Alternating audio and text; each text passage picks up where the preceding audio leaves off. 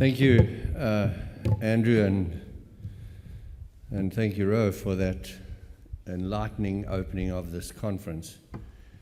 I must say it's good to be back at Mines and Money, and I thank you for giving me the opportunity to talk to you again. My thesis today is that mining done responsibly is critical to building a better future for all.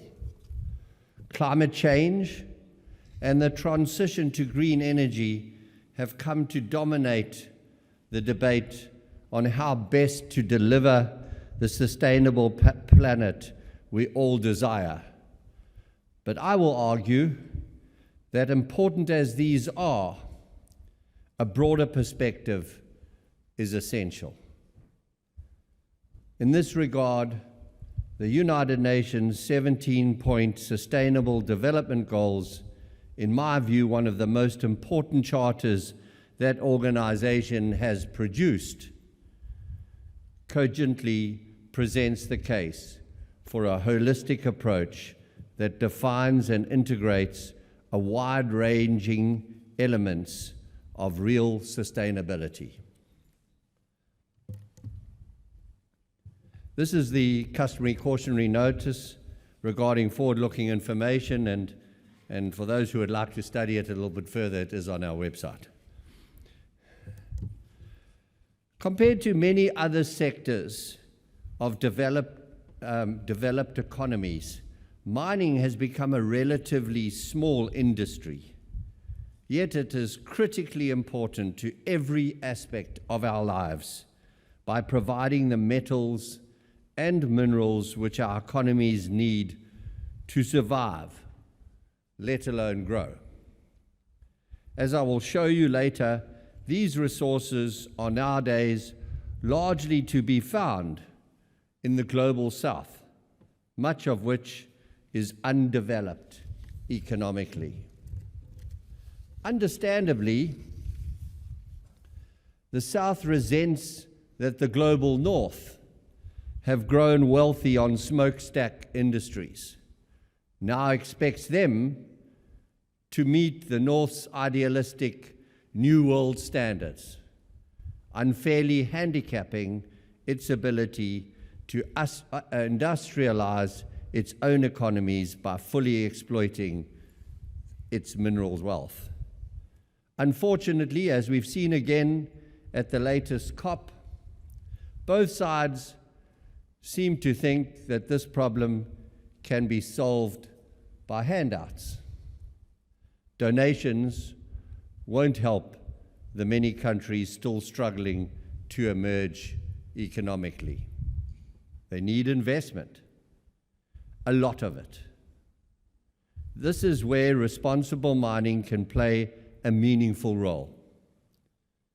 It has, along with agriculture, been the kickstarter to the advancement of most of today's developed economies, and could also prove to be the same for the developing global south, from where the developed world is looking to source its metals and minerals. The historical lack of investment in the discovery and development of new mines is evident in the growing gap between supply and demand in the gold sector. As you can see here, the number of major gold discoveries has plummeted from 183 in the 1990s to a mere 4 so far this decade. That's because the industry has historically been reluctant to spend money on exploration, particularly in what are perceived as high-risk jurisdictions, which just happen to be where the best opportunities are. The copper sector is much in the same position. The transition to clean energy is driving demand for this strategic metal to levels which will soon no longer be satisfied from existing production. And other than Barrick's Reko Diq project, there's very little in the way of substantial new production in prospect. Discovery and development through either brownfields or greenfields exploration is the only way for the industry to create real value and remain sustainably profitable. The world needs a global strategy for investment in metals and minerals production growth to maintain the industrial progress, while at the same time addressing the situation of the many countries still in the grip of poverty level underdevelopment. Widespread, unalleviated poverty, as I've said before, is at least as great a challenge to the creation of the world we wish for as climate changes. Using gold and copper as a proxy for all metals and minerals, while production is being squeezed, there's no shortage of metals and minerals in the ground. As you can see here, however, much of the metals and minerals endowment is concentrated in what are classified as low GDP regions. In other words, those countries global mining companies have and largely continue to avoid because they are considered high-risk investment destinations. On the other hand, Barrick and Randgold before it have long believed in the old adage that if you're searching for elephants, you need to go to elephant country. This has enabled us to assemble a gold asset base that is by some margin the best in the business, and start building a copper portfolio that will soon also be world-class. We've done this through the discovery of new deposits, post-acquisition enhancements, and our peerless ability to replace depleted reserves year after year. Based solely on our organic growth capabilities, we are forecasting a 30% increase in annual gold equivalent ounces by the end of this decade. How's another look at the copper situation? As you can see, global production and primary demand are due to part ways around 2016, with the gap growing rapidly soon after. That's when the strategic decision to expand our copper holdings we took 5 years ago will start paying off. These are the world's largest undeveloped copper projects. Among them, our Reko Diq and Lumwana projects, both scheduled to start producing in 2028. Standing out as having the earliest anticipated execution dates, giving them a significant head start against others still dealing with costs, geometallurgical challenges, permitting, and infrastructural issues.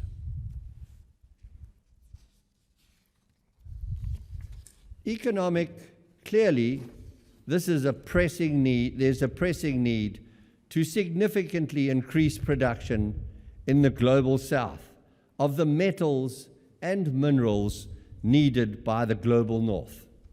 However, the priorities of the north cannot be allowed to outweigh those priorities of the south.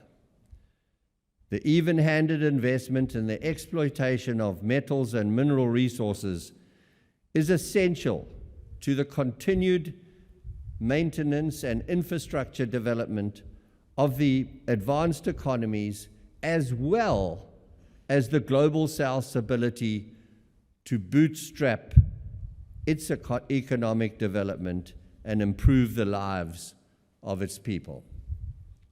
The mining industry, world agencies, global investment funds, and host countries need to play a leadership role in achieving the necessary ethical balance between the needs of the North and the South. These maps provide an interesting comparison. The region with the world's lowest CO2 emissions is also the one with the highest rate of extreme poverty. Investment and development is the surest way of enabling their governments to ease the lot of these poor people. At Barrick, we believe that the challenges of fighting poverty, climate change, and biodiversity loss are inextricably connected and must be tackled together through a holistic and integrated approach to sustainability management. This approach is linked to the UN Sustainable Development Goals that I referenced earlier and seeks to deliver outcomes that are achievable, demonstrable, and aligned with global sustainability priorities.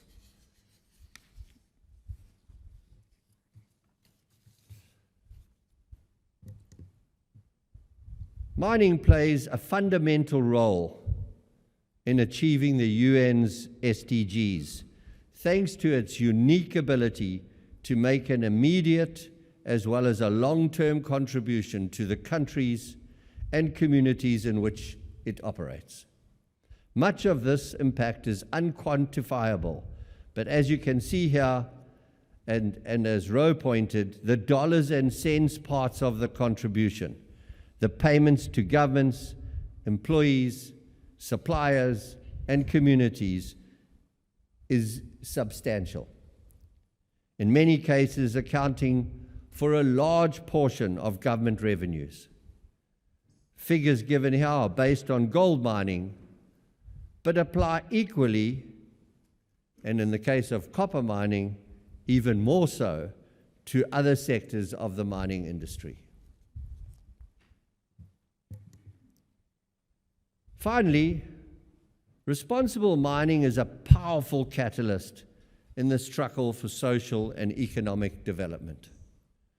To quickly and directly support entrepreneurs and communities and bring stakeholders, all stakeholders together for collective action. We are essential, we as miners are essential to the future of the global North as well as the South by producing the metals and minerals required for the energy transition, while at the same time uplifting the economies and the quality of life where we operate in developing countries. Among the many examples of the profoundly transformative impact mining can have, I've chosen Kibali in the Democratic Republic of Congo as an example. When we started this mine 15 years ago, it was a project in the remote northeast of the country, a war zone, where people lived in abject poverty with almost none of the basic necessities of life. Today, Kibali is Africa's greatest gold mine and one of the largest in the world, serviced, managed, and operated mostly by Congolese nationals. The employment it provides and its nurturing of local suppliers and contractors have transformed it into a regional economic powerhouse, serviced by the infrastructure built by the mine, as well as the schools, clinics, housing, and churches it has provided. At Kibali, as at our other mines, Barrick is building a better world for future generations. Legacy business projects developed for the community will secure the region's economic future long after the mine has closed.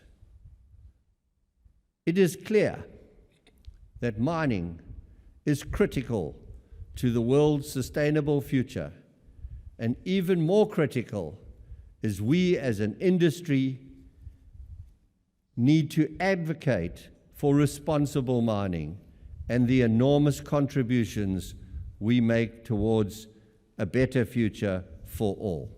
Thank you very much for your attention.